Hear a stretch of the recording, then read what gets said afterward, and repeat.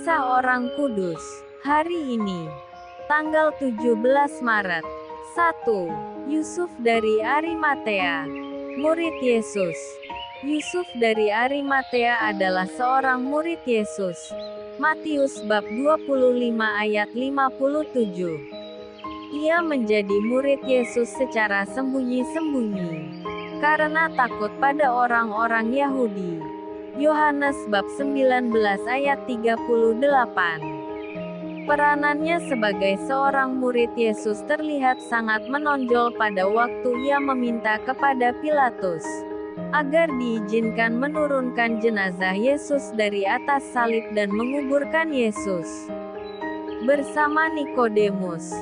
Matius bab 27 ayat 57 sampai 60. Markus bab 15 ayat 42 sampai 46 dan Lukas bab 23 ayat 50-53. Di kalangan bangsa Yahudi, Yusuf Arimatea dikenal sebagai seorang yang baik dan benar. Lukas bab 23 ayat 50 dan termasuk anggota majelis besar Sanhedrin. Meskipun demikian, ia tidak menyetujui keputusan majelis itu untuk menghukum mati Yesus. Lukas bab 23 ayat 51. 2. Santo Patrisius, uskup dan pengaku iman. Patrisius lahir di Inggris pada tahun 389. Ketika berusia 16 tahun, ia diculik oleh orang-orang Irlandia dan dibawa sebagai sandera ke Irlandia. Di sana Patrisius dijual sebagai seorang budak. Perlakuan yang tidak manusiawi menimbulkan kebencian yang sangat besar terhadap bangsa Irlandia.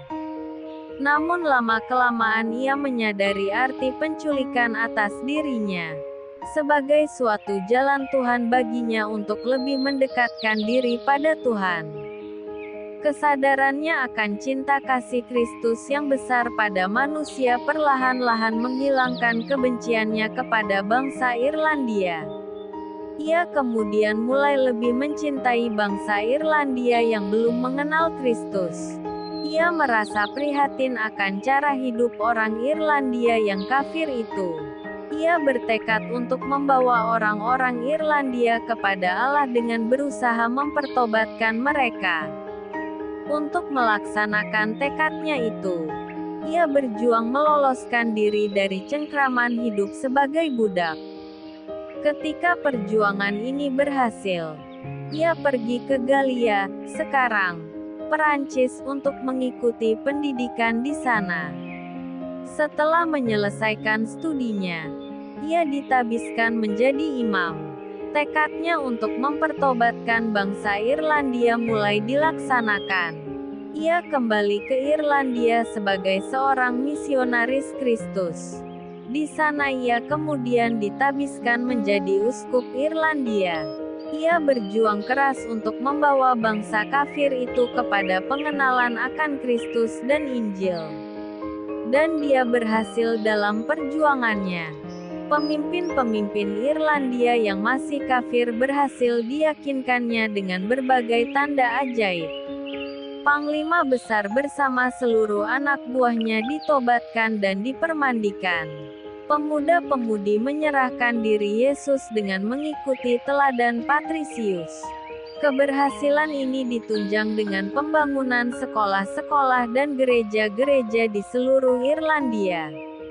Patrisius dikenal sebagai seorang uskup yang rendah hati dan memimpin umatnya dengan penuh kasih sayang. Ia meninggal dunia pada tahun 461.